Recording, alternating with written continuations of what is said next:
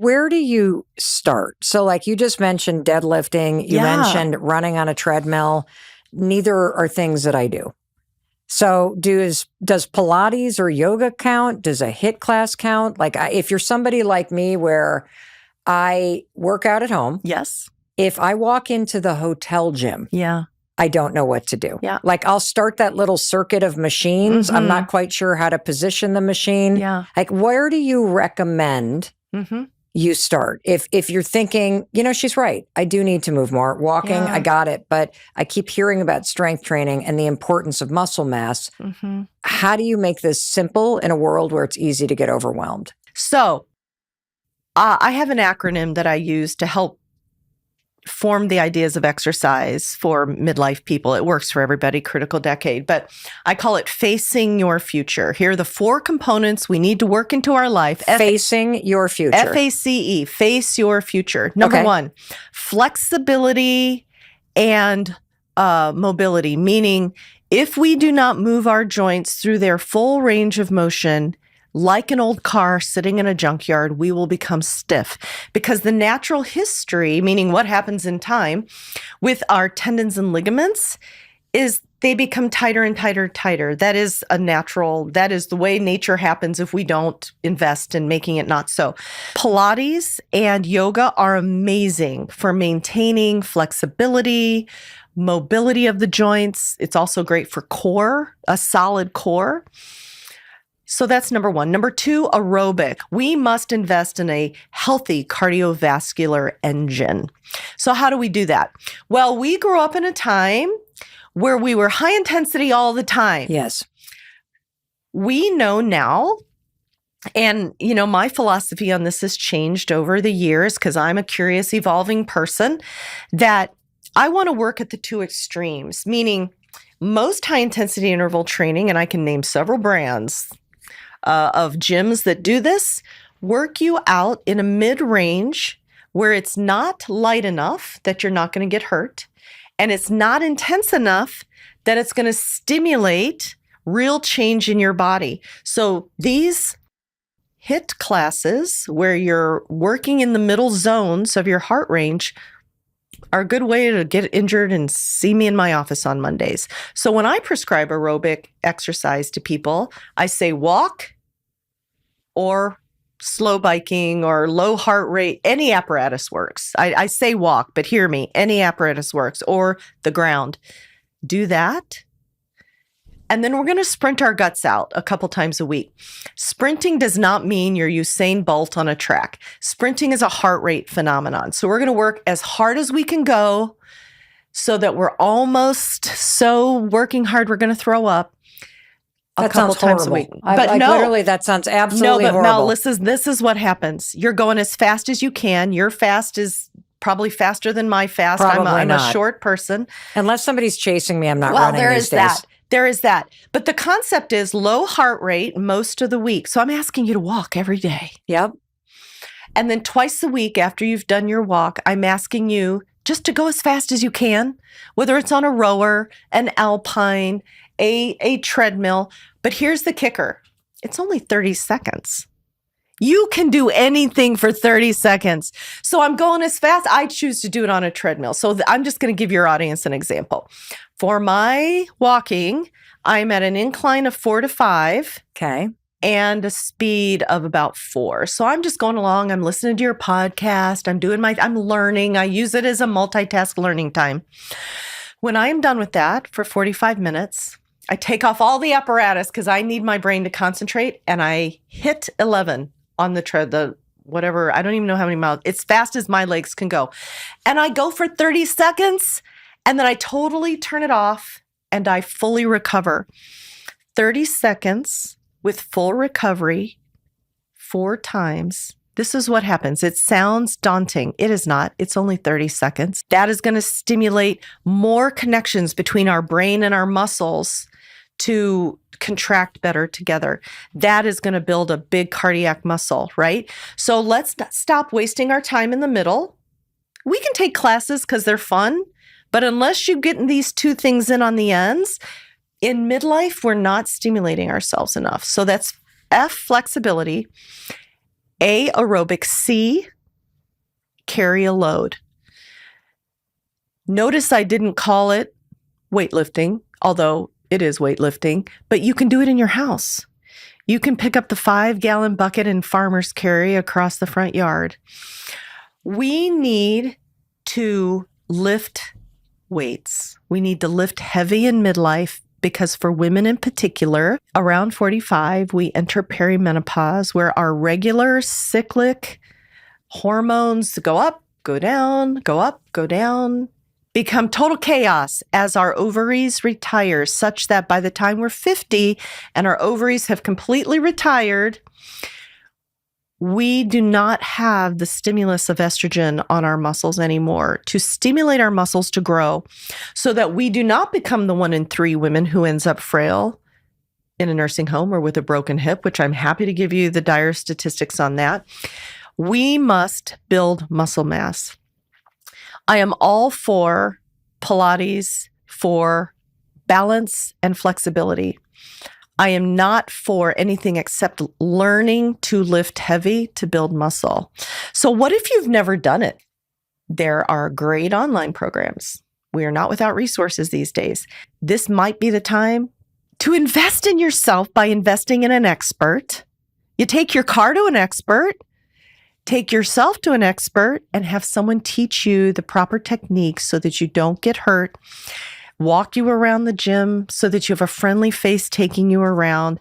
You don't need years and years of personal training or strength conditioning coaching to learn. You need a few lessons, and then you can build on that. And so once you're starting to lift weights, we want to progressively load to lifting heavy. No mamby-pamby pink weights for midlife women. We can put down the little weights that in the attractive pastel colors that I know I'm being so patronizing that we lift 30 times. Love it because there's actually a really important reason around muscle mass. Can you break down why building muscle mass is actually important for your health? Well, if we think about this from a purely structural standpoint, yes. Muscle is what will help us get up and down from a chair, right? Mm-hmm. Want to live alone or have the opportunity to live alone? You have to get up and down from a chair. You have to be able to transport yourself to the bathroom. You have to be able to lift a dish into the microwave. But if you want to enjoy your life, you need to be able to be strong enough to get out of your house, right? So from a very practical standpoint, but muscle, like bone, are not just structures. They are metabolic organs that talk to each other in a community. So when a muscle contracts, skeletal muscle, like your biceps contract, it sends out all these communication factors. One is called irisin. It talks to the bone and helps you lay down more bone. It is critical for glucose metabolism, which is our ability to process our food, right? It is critical for the brain. It goes to the brain. But that's not all. Muscle releases a protein when you contract it called Clotho.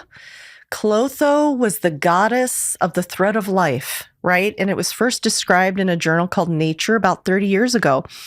The simple act of contracting skeletal muscle causes our muscle to make this protein Clotho, which is the longevity protein, and goes to all of our organs and keeps them functioning in a healthy, more youthful way. And we know from animal studies that mice that can't make Clotho die old, very young. So do your muscles behave this way no matter how old you are or what shape you're in when you start? They have the potential to behave this way. Let me tell you about another study we did with this protein Clotho. So if I say to you, contract your skeletal muscle, it's going to keep you younger. And you're like, right. Well, we did this study where we measured circulating levels of this protein Clotho in 3 groups of people. Clotho, the longevity protein. Mm-hmm. I measured it in active people over 70, and I measured it in sedentary people about 35. Well, not surprising, people in midlife who were active had the highest level of longevity protein. But you would think 35 trumps all. It does not. the active people over 70 produced more clotho, longevity protein, than 35-year-old sedentary people. Wow. So there is not an age or a skill level when the positive stress of putting that we do with our bodies can't change our health. And this is one simple example through a protein called clotho. So Dr. Wright, you've talked about flexibility, aerobics. You've talked about carrying, which was what? Weightlifting. Carrying a load is weightlifting. Carrying a load. Mm-hmm. What's E? Oh, E. E is equilibrium and foot speed. I'm so glad you brought us back to that. Equilibrium means, can we balance? Every year from about 20, the neuromuscular pathways that connect our brain to our muscles can degrade. And that's why you reach over for something and fall over, right? Or trip and can't catch yourself. So in every exercise program I prescribe, we not only have flexibility and mobility, aerobic, carrying a load, but I teach people foot speed. Meaning my office is in a giant performance center, and we're teaching people to rapidly move their feet, because this is what I do. I come into my office, I throw my work bag next to my desk, and if I'm not thinking when I get up from my desk, I get up too soon and I will catch my foot on my bag. Well, if I didn't have the foot speed to hop over my bag, I would land flat on my face, fallen. We break when we fall. So in my book, we can build all the muscle we want, but if we have no balance and can't stay upright, we can still break. And so I teach people that. And, something simple to regain balance that I ask people to do is brush their teeth on one foot, like in tree pose, because that's one foot. It's usually on a carpet or a bath mat. You're moving your body. So if you alternate legs every day, you will regain the core strength, the muscle strength to stay upright with a little bit of imbalance. So Dr. Wright, you just mentioned that you have this exercise routine that you prescribe. Yeah. What is it? On a weekly basis. Okay. We need to be spending at least 3 hours a week walking. Okay. Broken up into 45-minute sessions. So put on your favorite podcast, go learn all week, right? So that's go for a walk 4 times. At least 4 times a week, right? At a brisk pace, not so fast that you're out of breath, but not so slow that you can solve world peace in your conversation. A minimum of twice a week, we must learn to lift heavy. And listen. How heavy? Yeah, I know. I don't expect you to power lift right out the door, but what I do expect you to do is learn to lift your own body weight. Every woman should be able to do 11 push-ups. Regular push-ups. On the knees, okay? No. Oh, my God. But listen, you can build up to that. I used to teach classes at Pittsburgh called START, and I did it for 9 years. My starters started out with 51% body fat. They could not hold a plank and literally couldn't walk around the track. Over a 3-month period, we met with them twice a week. We did variety of weight-bearing exercises. They not only completed a 3.2-mile walk run, which was our goal, they could hold a plank for 2 minutes. Wow. I know. So 11 push-ups. 11 I got push-ups. It. Start on our knees, but we got to be able to get to 11 push-ups. We have push-ups. to be able to get up. Upper body strength is critical for women. Got it. So we've got walking 4 times a week at a brisk pace. We have 11 push-ups. You've got to be able to lift your body weight. We have to start by learning to lift our body weight and progress until we can lift heavy. And what lift heavy is defined as, that is the weight in an upper body push-pull. So something like a bench press, something like a pull-up, lower body push-pull, something like a squat, something like a deadlift. Heavy means what you can lift 4 to 6 times. To keep it simple for my people, I'm like 4 times, which we want to lift to fatigue. Listen, you don't get there overnight. If we're starting at just body weight, it may take you 6 months, maybe 9. To learn the technique and to work up, but it is so worth it. And listen, I have plenty of examples of women starting in their 60s. There's no age limit on this. So heavy is an individual thing, and it just is something we work towards. So walking, lifting at least twice a week. Twice a week, when you're comfortable with walking, I want you to get your heart rate up really high. And you had a very simple way of doing 30 seconds. Complete recovery. It takes me My example is I can get my heart rate up to about 186, and then 2 or 3 minutes, I completely recover. It's down to 130, 140. And 4 times you do that. 4 times, and then that's it. And then I work on balance every day when I brush my teeth and foot speed. You can jump around, you can skip rope, but that's something else. Bones require impact.